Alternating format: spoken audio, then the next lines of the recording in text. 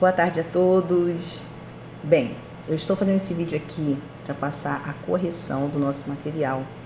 Ontem eu tive um problema com o aplicativo, que eu não estou conseguindo realmente fazer a gravação por ele, mas eu vou sempre passar a aula no horário marcado, fazer o ao vivo com vocês e faço sempre um vídeo passando também o gabarito das questões, as explicações, tá? Como nós já havíamos combinado.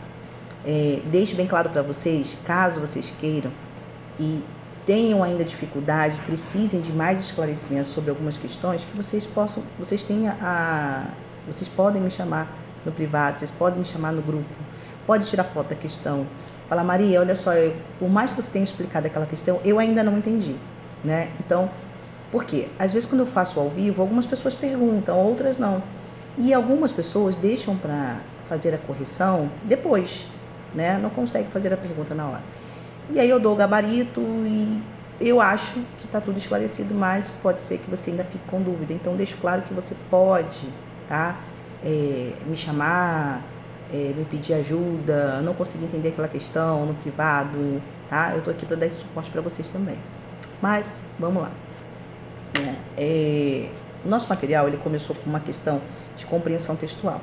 O que eu falei para vocês, né? O que eu falei ontem, que eu vou repetir hoje. Na questão de compreensão textual da IBFC, o que eu pude perceber é que não é uma banca, tá, que trabalha a interpretação, a compreensão textual de forma muito complicada.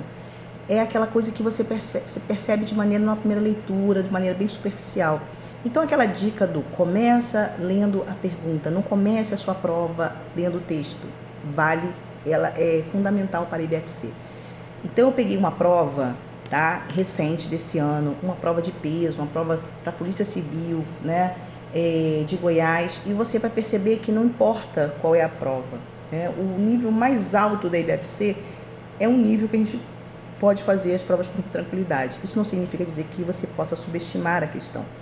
Isso que não pode acontecer. Então, faz com calma, lê a primeira pergunta, avalie se há necessidade de ler o texto e você percebe, pelo nosso material, que a questão 1 não é uma questão que eu preciso ler o texto todo.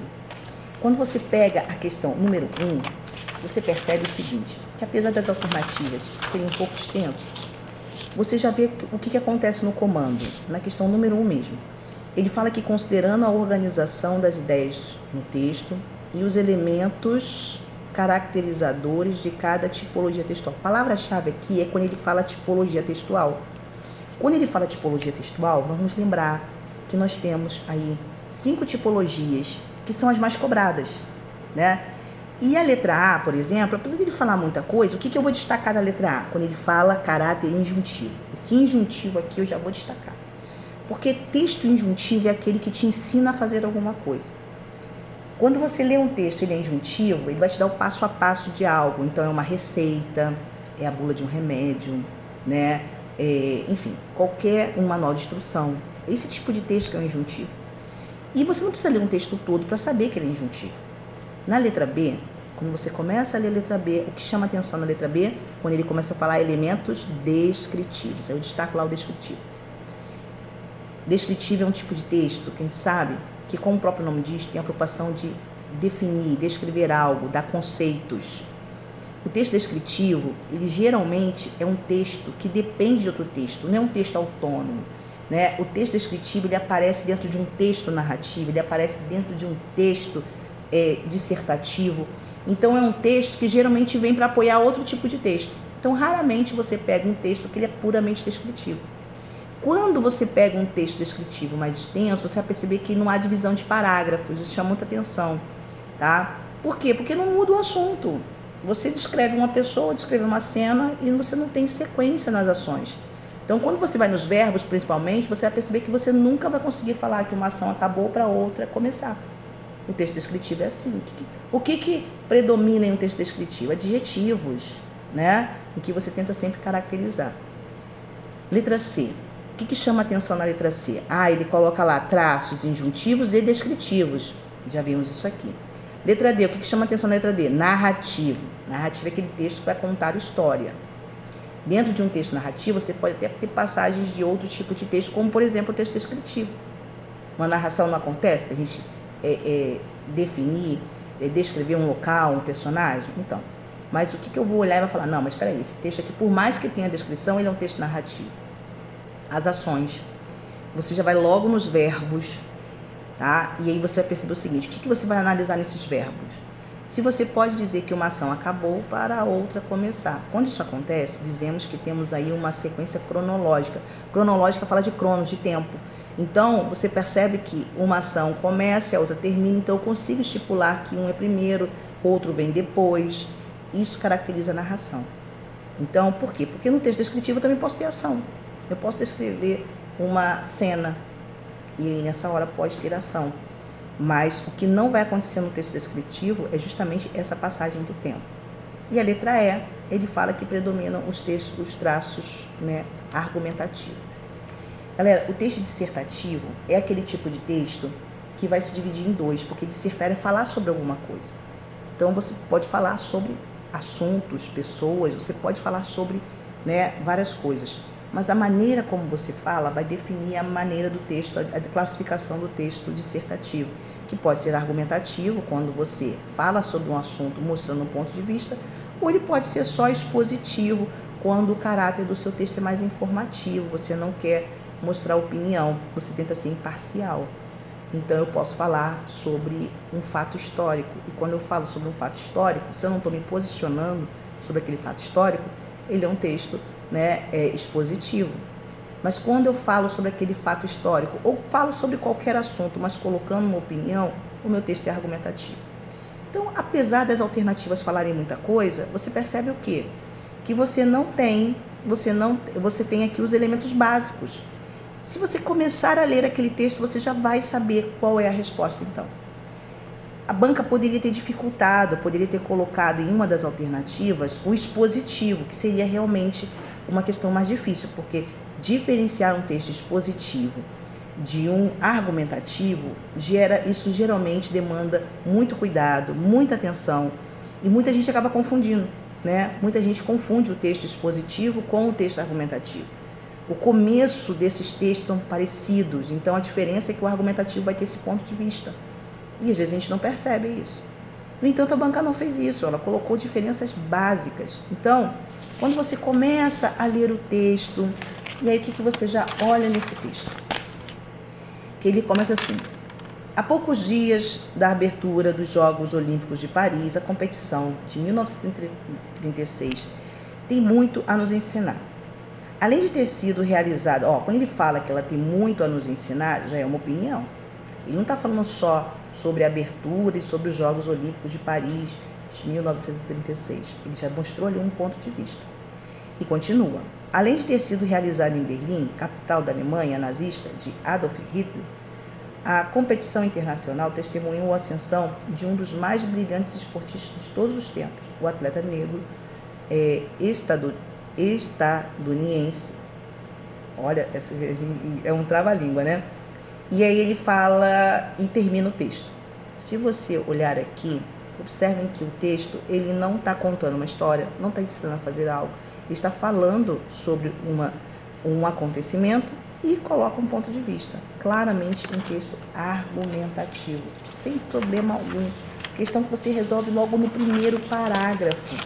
Então, a questão número 1 vai ser lá com muita segurança a letra E, tá bom? Deixa eu colocar aqui o meu carregador para não ficar aqui no vídeo não parar. Rapidinho. Vamos lá. Vou botar aqui, Acho que vai dar para fazer a gravação daqui. Gente, eu estou gravando do trabalho, porque eu não esperava de não conseguir fazer a gravação do vídeo ontem. Mas compromisso é compromisso. E eu tinha que parar aqui a hora do almoço para poder fazer isso para vocês, tá? Vamos lá então. Questão número 2. A questão número 2 eu peguei a mesma sequência da prova para que vocês possam ver uma estratégia que a IBFC ela faz com muita frequência, que é às vezes trabalhar duas questões de compreensão textual, intercalar com uma questão às vezes gramatical e depois voltar para o texto. É uma forma de distrair o candidato, fazê-lo esquecer um pouco o texto. É como se eu fizesse aqui uma metáfora, né, no campo de futebol, quando o jogador ele faz lá uma falta para dar uma esfriada no jogo. Então, aqui é a mesma coisa. A IBFC, ela tem esse hábito de trabalhar às vezes duas questões de compreensão textual, vem para uma questão gramatical e depois volta para o texto novamente. E é como eu te falei, você vai por partes, né? Então, questão número 1, você viu que não exigiu a leitura integral do texto. Vou para a questão número 2. A questão número 2 vai falar um pouquinho do título, vai falar um pouco do verbo que a gente encontra bem ali no título. E o verbo foi enfrentou, né? Quando a gente volta lá para o texto e vê lá que o atleta negro brasileiro que enfrentou o nazismo nas Olimpíadas de 1936, eu lembro que ontem teve um aluno que falou o seguinte: Maria, só em olhar para o título eu já imaginei, eu já consegui fazer uma dedução de qual seria a minha resposta. Mas na prova, a gente sempre quer ter a certeza, né? Por mais que você já tenha suspeitado de qual seja a alternativa ali, é legal você se aprofundar um pouco no texto para ter certeza daquilo que você está marcando. Será que ele enfrentou, né, literalmente o nazismo? Ou isso é uma forma de falar? E aí você vê que na sequência ele fala que, aí ele está falando ainda sobre o esportista americano, né? E ele fala que ele desafiou o nazismo com as suas 4 medalhas de ouro no atletismo, derrubando a crença, né, hitlerista na insignificância das habilidades da população negra, que apregoaria a sua inferioridade racial. Mais abaixo, ele vai falar no terceiro parágrafo que seu nome, né, vai falar um pouquinho do brasileiro, que seu nome era José Bento de Assis, mais conhecido como Bento de Assis, que nasceu na capital paulista, né, de 28 de fevereiro de 1914, com muito custo, competindo pelo Vasco da Gama, o velocista salteador reuniu as credenciais necessárias para integrar a delegação brasileira composta por 73 atletas, que embarcaram com destino às Olimpíadas de Berlim. Com apenas 22 anos de idade, esse atleta conheceria uma Europa orgulhosa de sua branquitude e do seu empenho colonial instrumentalizado pela violência na África. Certamente, entre as dezenas de competidores brasileiros, Assis não era o único negro a enfrentar esse desafio. Então fica claro que esse enfrentamento aqui não é uma questão literal. Também o corredor foi colocado, e acho que a resposta daqui fica muito clara ao longo desse parágrafo agora, que diz que, no entanto, a presença na competição, tal qual a de Owen e outros negros, serviria para confrontar Hitler e toda a Alemanha ariana. A habilitação de atletas negros para os Jogos naquele ano significava a ruína dos parâmetros tidos como científicos, né, do racismo, argumento usado pelos alemães para comprovar sua vanguarda civilizacional. Bem, aqui já deu para entender o que ele quis dizer com esse enfrentou, né? E aí vamos lá, as opções. O que esse verbo enfrentou quer dizer lá no título? Letra A dizia que enfrentou, né, refere-se ao resgate da participação da delegação brasileira composta por 73 pessoas. Não, está muito vago, não é isso. Letra B diz que esse enfrentou refere-se à participação do atleta brasileiro na competição de atletismo nas Olimpíadas de 1936. Está bem específico isso aqui, né? Bem específico. A letra C diz que esse enfrentou refere-se à idade de Bento de Assis. O fato dele ter 22 anos não é o problema, né? Não é aquilo que enfrenta, que bate de frente com aquilo que os alemães diziam. Esse enfrentou refere-se, na letra D, à presença de mais de um atleta negro na delegação brasileira? Não. Esse enfrentou refere-se à conquista de Owens, né? Mas lá a gente percebe que no título ele está referindo-se ao atleta brasileiro. Sem sombra de dúvidas, a resposta aqui é a letra B, tá? Então, lendo ali o título e se aprofundando no texto, você consegue responder com muita segurança a letra B, a questão 2. E esse é o grande ponto. Em nenhum momento eu falo que você não deva ler o texto, mas que você deve fazer isso sempre que for necessário. A pessoa que lê o texto todo antes não necessariamente vai lembrar dos detalhes desse texto, e acaba que quando ele lê a alternativa ele volta nesse texto. E a questão número 1 você viu que não era necessário, então a questão 2 já precisou de ler um pouco mais, e a gente vai caminhando dessa forma, tá? Questão 3. A questão 3 já pega uma questão gramatical, em que ele vai explorar a diferença do a, que vem do verbo haver, que é com H, e do a, que é preposição, que quando é relacionada a tempo, tá? Relacionada a tempo, é só a preposição a. Então, quando eu falo que volto daqui a pouco, você percebe que isso é futuro, então é só a preposição a. Mas quando ele fala que ele saiu daqui há pouco tempo, isso é passado. Então, tudo que tiver envolvido com o passado, tá, vai vir do verbo haver. Então, é isso que você vai ter que olhar, o contexto, né? Então, a letra A, ele diz o seguinte: há muitos anos, as Olimpíadas são realizadas no mundo. Há muitos anos, você percebe que isso é passado. E ele colocou na letra A do verbo haver. Isso está correto. A letra B, ele diz que os atletas chegaram aqui há muitos meses. Isso é passado. Então, deveria a letra B estar com o H do verbo haver. A letra C diz que ainda há pouco, esse ainda há pouco está no contexto de passado ou está em um contexto de futuro? E ele fala que ainda há pouco todos estavam na quadra treinando. Estavam, isso é passado. Então, esse ainda há pouco deveria estar grifado com o H do verbo haver. A letra D diz que daqui a 4 anos. Esse daqui a 4 anos está falando de passado ou está falando de futuro? Né? Ele vai falando que daqui a 4 anos as Olimpíadas ocorrerão novamente. Isso é futuro. Então, quando eu leio daqui a 4 anos de forma isolada, eu não tenho como saber ainda se vem do verbo haver ou se é o a preposição. Mas o contexto que vem à frente mostra que isso está falando de futuro. Então, tinha que ser só a preposição a. E, galera, não tem crase nessa hora, hein?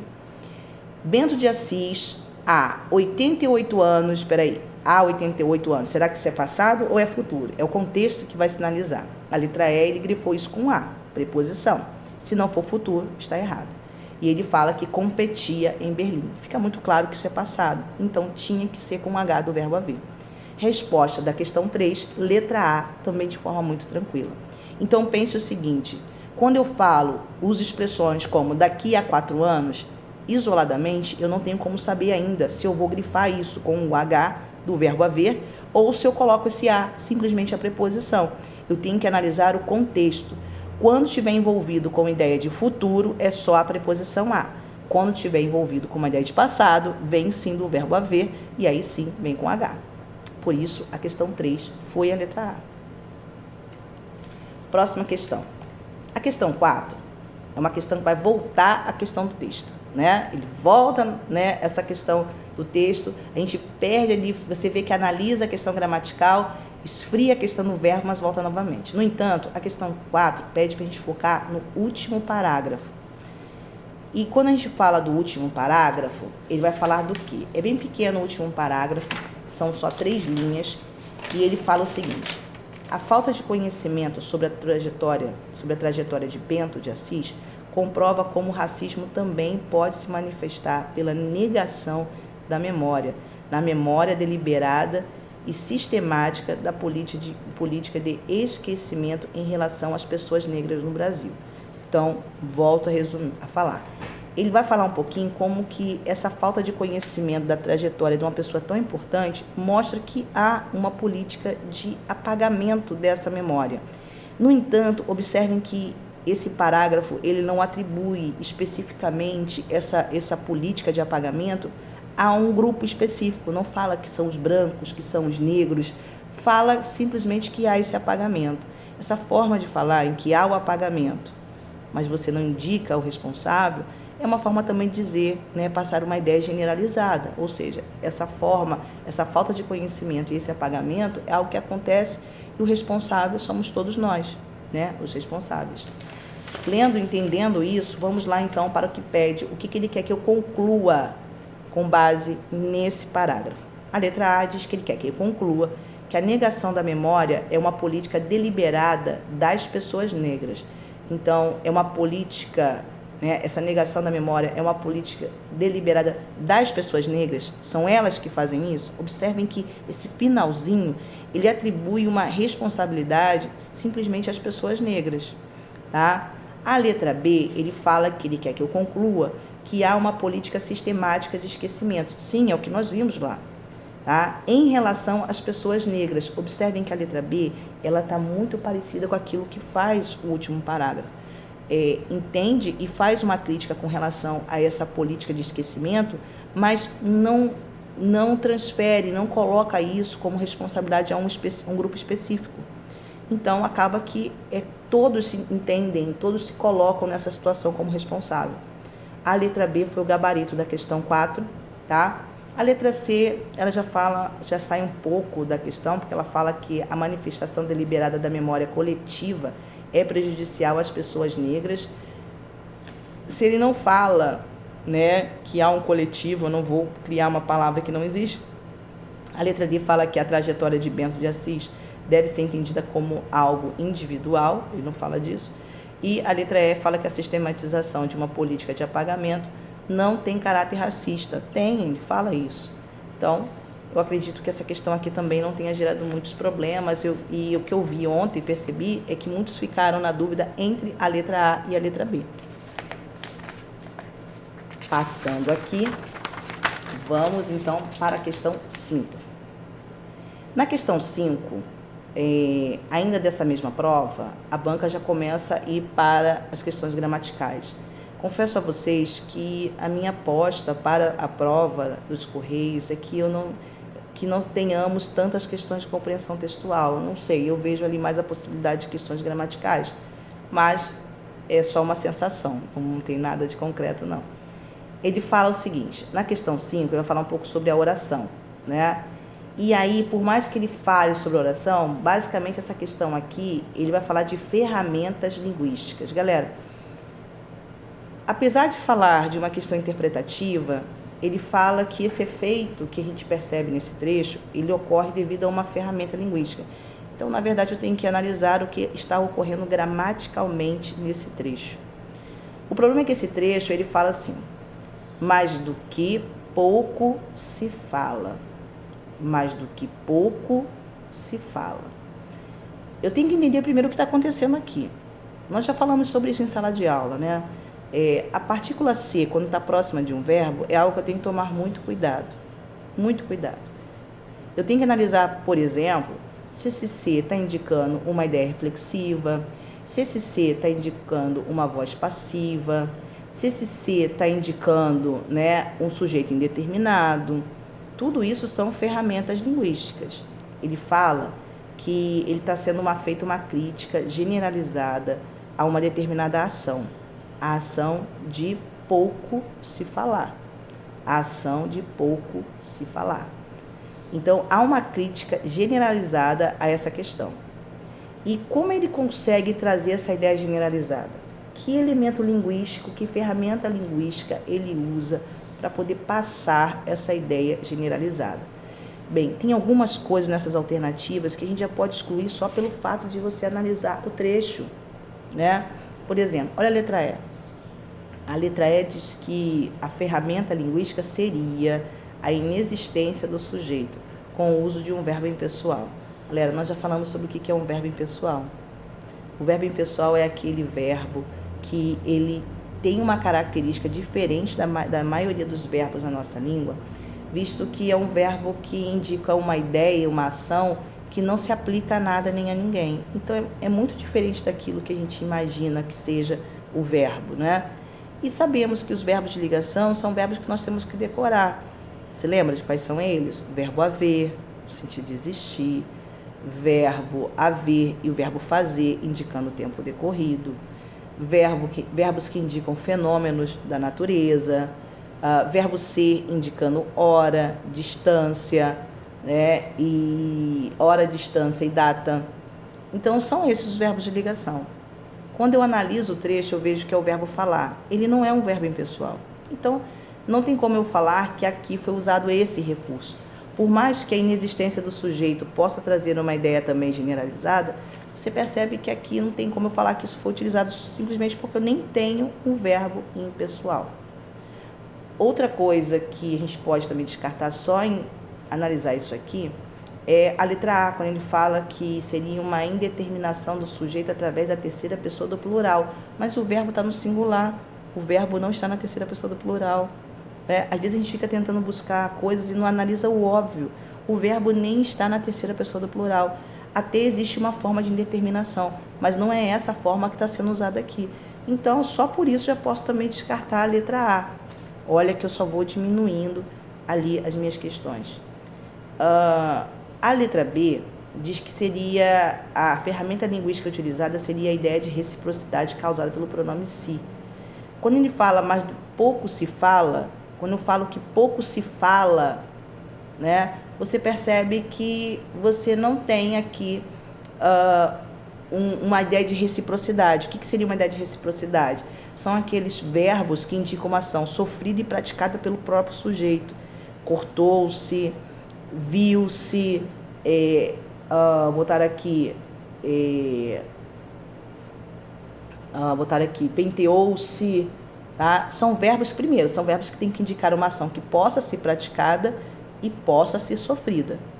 O verbo falar não tem essa condição. E aqui você analisa, e a ideia de reciprocidade é uma ideia tão forte que você faz a leitura e você percebe essa ideia da reciprocidade.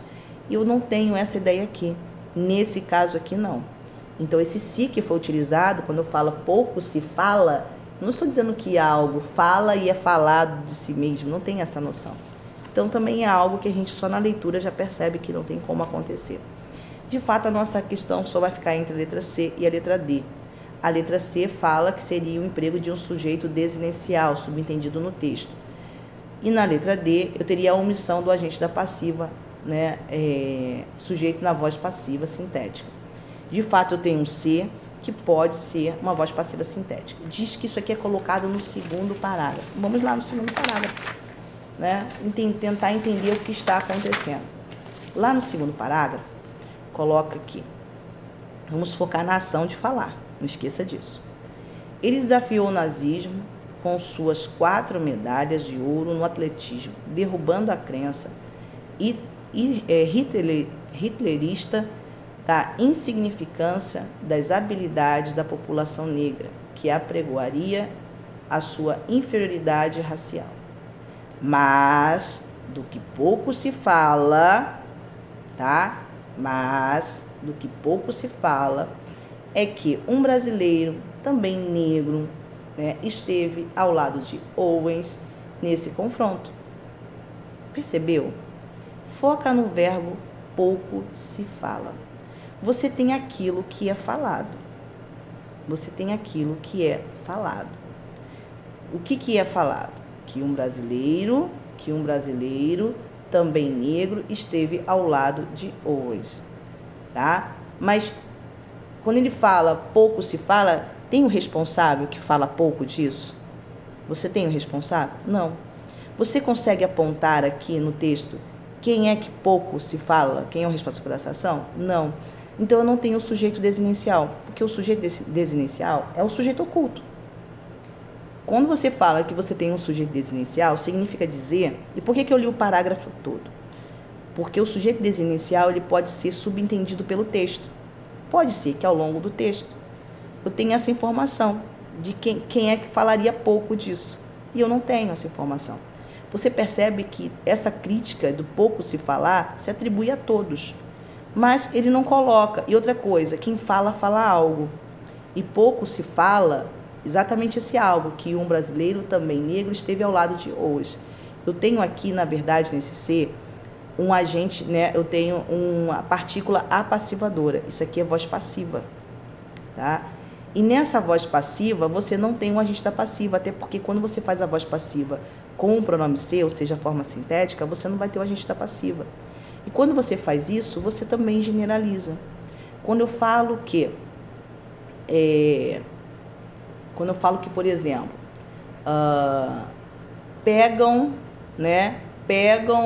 os lápis e não guardam. Pegam, não, vai ficar sujeito indeterminado. Vou pegar aqui. As louças são usadas, mas não são lavadas. As louças são usadas, mas não são lavadas. Você percebe aí que as louças, que é o sujeito, elas são usadas, mas não são lavadas. Tudo está na voz passiva. mas eu não indico a agente da passiva, quem é que faz isso? Então, quando eu falo assim, você vê que se aplica a todos. Se eu estou em casa e falo, olha, aqui é complicado, porque as louças são usadas, mas não são lavadas. E estou querendo dizer, então, que todos nessa casa, né, pegam essas louças e não lavam. Mas eu usei uma voz passiva. E o que fez? Qual o recurso que eu utilizei para dizer que todos praticam essa ação? Todos fazem isso. Justamente porque eu usei uma voz passiva e não coloquei o agente da passiva. Não coloquei o agente da passiva. Como é que seria colocar o agente da passiva? Se eu colocasse, aqui em casa, as louças são usadas e não são lavadas por todos, né? Então, por vocês. Você vê que eu não estou generalizando, eu estou botando aqui um ponto específico. Ou seja, quando você omite o agente da passiva, também é uma forma de generalização. Existem várias formas de você generalizar. O próprio sujeito indeterminado na terceira pessoa é uma forma de você generalizar. A própria forma de você colocar um verbo impessoal é uma forma de você também generalizar. No entanto, o recurso que a gente percebe nesse trecho é a letra D, tá? Por quê? Porque ali eu tenho uma voz passiva. A omissão do agente da passiva na voz passiva sintética. Então, isso aqui eu achei mais complicadinho. Questão 6. A questão 6 vai focar um pouco sobre o emprego do pronome. E deixo claro que a banca fala o quê para você lá no edital? Que vai cobrar o emprego das classes de palavras. E o pronome é uma dessas classes. O pronome demonstrativo, ele pode ser usado com algumas funções. Às vezes, a função do demonstrativo é trazer uma noção espacial. O que seria essa noção espacial? Quando você coloca o pronome para indicar se o objeto está próximo de quem fala ou distante de quem fala. Essa noção é uma noção de espaço mesmo. Então, quando eu falo para você, esta caneta, a caneta está próxima de mim que estou falando. Mas se eu estiver num vídeo e falo com um aluno, esse material aí é muito bom, esse livro que está na sua estante é muito bom. E aí você percebe que por que eu falei esse livro? Porque o esse indica que está próximo com a pessoa com a qual eu estou falando. Já quando você usa o pronome aquele ou aquela, você quer mostrar que algo está distante das duas pessoas do discurso. No entanto, o pronome demonstrativo, ele não demonstra só isso. Ele também pode ser trabalhado numa noção temporal. Quando eu falo, você lembra, né? Nesse dia, você estava com uma camisa azul. Quando eu falo nesse dia, eu estou falando de um passado próximo. Quando eu falo esta data é muito importante, eu estou falando da data de hoje, porque o pronome de primeira pessoa, este, esta e isto, ele se refere a presente. Quando você fala este, esta e isto, primeira pessoa, com relação ao tempo, a gente está falando de presente. Quando eu falo esse, essa e isso, eu estou falando de um passado próximo. Quando eu estou falando, lembra naquele tempo como as crianças brincavam? Naquele tempo já mostra uma ideia de passado bem distante. Então, quando eu uso o demonstrativo para tempo, é isso que eu tenho que analisar. Claro que o demonstrativo ainda pode ser usado para os elementos de coesão, mas eu vou falar disso em outro momento. O fato é que na questão 6, ele fala que Bento de Assis não conquistou, né, medalha naquela competição. Quando ele fala naquela competição, porque ele já mencionou competição antes, né? E essa contração, por que contração? Porque o naquela é o em mais aquela. Esse emprego dessa contração, nesse contexto, ele se justifica pelo quê? A letra A fala que se justifica para indicar uma relativa proximidade temporal entre o episódio e o emissor. Proximidade com aquele, aquela, não vai acontecer. Letra B, apontar para uma noção de futuro relativamente próximo, também não. Antecipar uma referência textual que ainda seria mencionada, não. E a letra D de sinalizar a proximidade espacial entre a competição e o emissor. Nesse caso, está envolvido mais uma questão de tempo. E aí, a letra E é a nossa resposta. Fazer referência a um episódio, né, de um passado distante. Letra E é a resposta da questão 6. Questão 7. Agora, a questão 7, a gente vai focar um pouquinho mais na questão dos conectivos. Na questão 7, ele fala que a expressão além de, usado no presente no 7º parágrafo, cumpre um papel coesivo de quê? É um tipo de conectivo que eu não preciso nem ir lá muito no texto para saber. O além de, né, é usado para uma ideia de adição. Mas a gente pode ir lá confirmar, não tem problema, a gente tem tempo. Podemos ir lá na questão, no 7º parágrafo, e tentar entender em que momento ele usa o além de. Primeiro, segundo, terceiro, quarto, quinto, sexto, 7º parágrafo. Naquele ano, os partidários de Hitler tiveram de testemunhar vários esportistas negros nas disputas. No ano seguinte, Bento de Assis, além de ter sido escolhido para empunhar a bandeira do Brasil na abertura dos Jogos Latino-Americanos, sagrou-se campeão em 4 modalidades diferentes. Então você vê que esse além de, ele está ligado com uma ideia de 2 coisas positivas a respeito dele. Então, tranquilamente, a 7 é a letra C. Vou fazer um próximo vídeo aqui para não ficar muito extenso e vocês conseguirem baixar com mais facilidade, que vai ser a correção das questões 8 em diante, tá bom? Até daqui a pouco.